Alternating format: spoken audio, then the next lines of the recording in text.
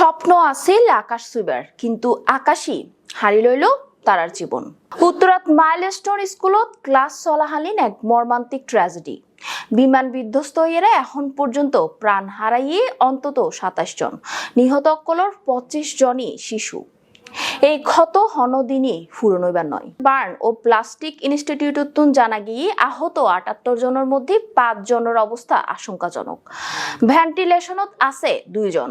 ৪০ জন শিশু অকলর হাহাকার আর স্বজন অকলর খান্নাত এখন ভারী রাজধানীর বাতাস।